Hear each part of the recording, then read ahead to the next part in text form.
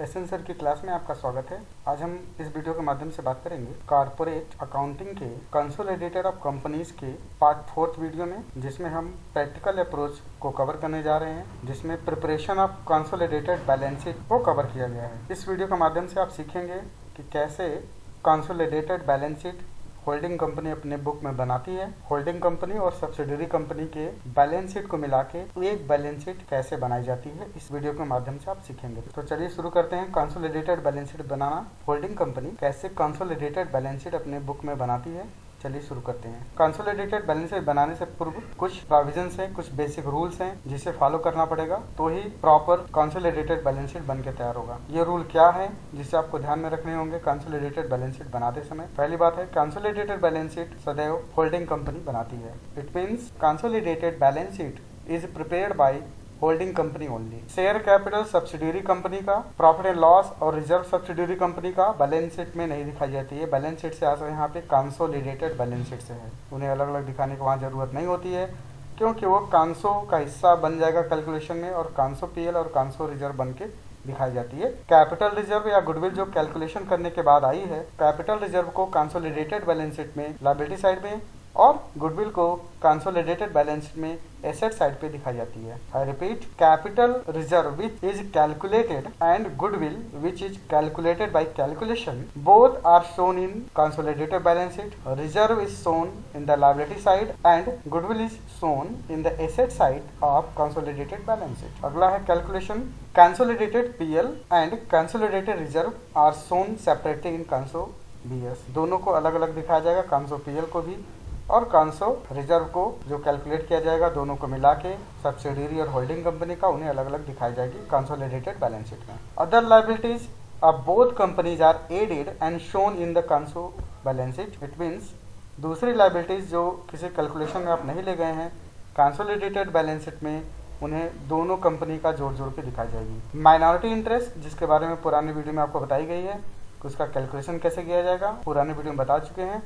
तो minority interest जो भी कैलकुलेट होकर आएगा वो कंसोलिडेटेड बैलेंस शीट के लायबिलिटी साइड में दिखाई जाएगी। अगला इन्फॉर्मेशन है, investment of holding company in subsidiary is not shown in consolidated balance sheet. अगर होल्डिंग कंपनी में कोई इन्वेस्टमेंट जो कि सब्सिडियरी कंपनी में है, ऐसा कुछ लिख के दिया रहेगा बैलेंस शीट के एसेट साइड में, होल्डिंग कंपनी का ये इन्फॉर्मेशन भी कंसोलिडेटेड बैलेंस शीट में नहीं दिखाया जाएगा, क्योंकि ये परचेज कंसिडरेशन का हिस्सा है, वो परचेज कंसिडरेशन के हिस्से में चला जाएगा। Assets of both companies are added and shown in consolidated balance sheet. दोनों कंपनी के एसेट्स को जोड़ के कंसोलिडेटेड बैलेंस शीट में दिखाई जाएगी। All liabilities and assets of holding companies are shown in consolidated balance sheet. It means consolidated balance sheet में holding company की सारे इन्फॉर्मेशन को दिखाई जाएगी।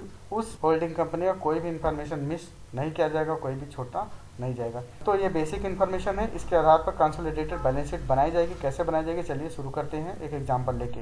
एग्जांपल आपके सामने है, आप इसका स्क्रीनशॉट ले सकते हैं, जिससे कि कैलकुलेशन करने में आपको आसानी होगी। From the following information prepare consolidated balance sheet.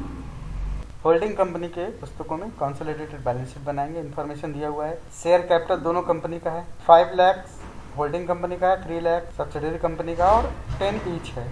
Other liabilities में 1,40,000 है होल्डिंग कंपनी में, 20,000 है सब्सिडियरी कंपनी में, टोटल है 6,40,000 और एस लिमिटेड का सब्सिडियरी कंपनी का टोटल है 3,20,000। एसेट्स में 4 लाख एसेट्स है होल्डिंग में और 3,20,000 एसेट्स है सब्सिडियरी में। Investment in share of S limited 24,000 shares है 10 रुपये वाला, और 2,40,000 को खरीदा है होल्डिंग कंपनी ने। तो आप देख रहे हैं 3 लाख शेयर हैं, जिनमें से 2,40,000 के बिक चुके हैं, अर्थात 3 लाख को 10 से डिवाइड करेंगे तो 30,000 शेयर्स आएंगे, जिससे कंपनी ने 24,000 खरीद लिया है। क्या कैलकुलेशन बनेगा, चलिए देखते हैं।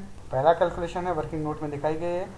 सबसे पहले हम कैलकुलेशन ऑफ शेयर रेशियो करते हैं। तो सब्सिडियरी कंपनी के इशूड शेयर थे 30,000, जिसमें से 24,000 उन्होंने खरीद लिया है होल्डिंग कंपनी ने। तो क्या रेशियो बनेगा, sold out shares 24,000 divided by remaining shares. तो आपने इसको किया सॉल्व, तो आया 80%। तो 80% शेयर्स उसने खरीद लिया है, 50% से ज़्यादा शेयर्स खरीद लिया, अर्थात होल्डिंग कंपनी हो गई एच और एस सब्सिडियरी कंपनी हो गई। तो कितना पार्ट बच गया जो नहीं खरीदा, 100 में से आप 80% माइनस करेंगे तो 20% बच गया, जिसे हम माइनॉरिटी इंटरेस्ट बोल देंगे। चलिए टाइम रेशियो का कैलकुलेशन देखते हैं। बैलेंस शीट को एक बार ध्यान से देखें आप। बैलेंस शीट में परचेजिंग डेट कुछ नहीं लिखा है, तो इसलिए टाइम रेशियो बनाने की कोई जरूरत नहीं पड़ेगी। तो यहाँ लिखा हुआ है no time ratio will be calculated because of no date of purchase is given here. कोई डेट ऑफ परचेज नहीं दिया है, इसलिए कोई भी आपको रेशियो टाइम के लिए नहीं निकालनी है। चलिए दूसरा कैलकुलेशन देखते हैं। Calculation of capital reserve slash goodwill, अर्थात इस कैलकुलेशन से दोनों आएगा, कैपिटल रिजर्व भी आएगा, गुडविल भी आ सकता है, दोनों में से कोई एक आएगा। तो परचेज कंसिडरेशन क्या है? 2,40,000 जो आपको बैलेंस शीट में दिख रहा है यहाँ पे। इन्वेस्टमेंट इन सब्सिडरी कंपनी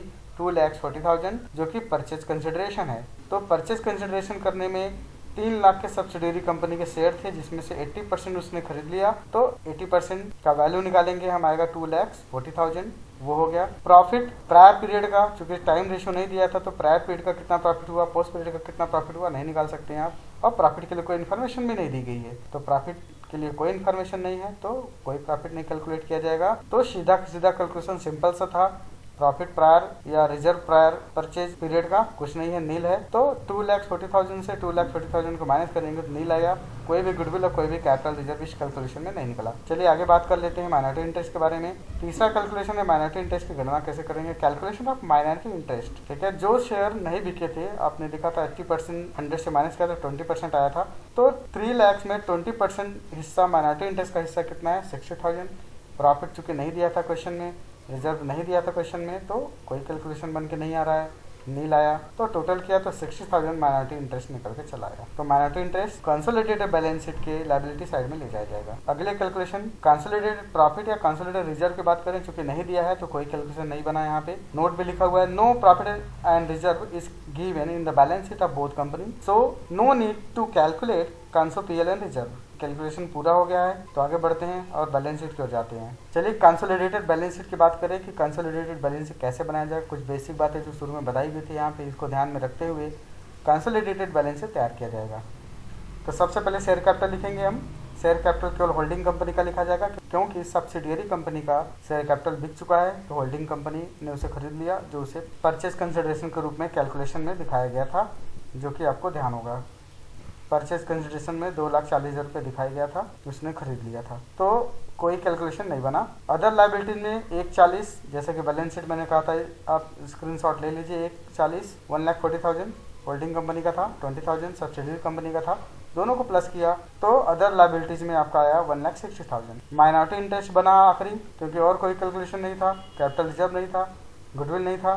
माइनॉरिटी इंटरेस्ट आपने कैलकुलेट किया था, 3 नंबर के कैलकुलेशन में 60,000 आया, तो 60,000 आया 3 नंबर के कैलकुलेशन में, माइनॉरिटी इंटरेस्ट लिख दिया। टोटल किया 7,20,000 टोटल आ गया। लायबिलिटी साइड का एसेट साइड में देखेंगे। एसेट साइड में इन्वेस्टमेंट नहीं लिखा जाएगा, जैसा कि आपको नियम में बताया गया था पहले कि investment of holding company in subsidiary is not shown in consolidated balance sheet. Conso balance sheet में होल्डिंग कंपनी के इन्वेस्टमेंट को नहीं दिखाया जाता है, तो सिर्फ यहाँ पे एसेट बचा, सन्डे एसेट्स, दोनों को टोटल कर दिया जाएगा, क्योंकि ये किसी कैलकुलेशन में नहीं गया है, तो टोटल कर दिया जाएगा, टोटल करके लिखा जाएगा। तो 7,20,000 आ गया, इस साइड भी 7,20,000 आ गया। तो आप देख रहे हैं कि बहुत सिंपली इसे क्वेश्चन को सॉल्व किया गया है, ब्रेक कर करके हर पॉइंट पे। तो अगर आप पेन कॉपी लेके इस कैलकुलेशन को करेंगे तो बैलेंस शीट आप इजीली बना लेंगे। इसके बाद हम टफ प्रॉब्लम को उठाएंगे और बैलेंस शीट आपको दिखाएंगे।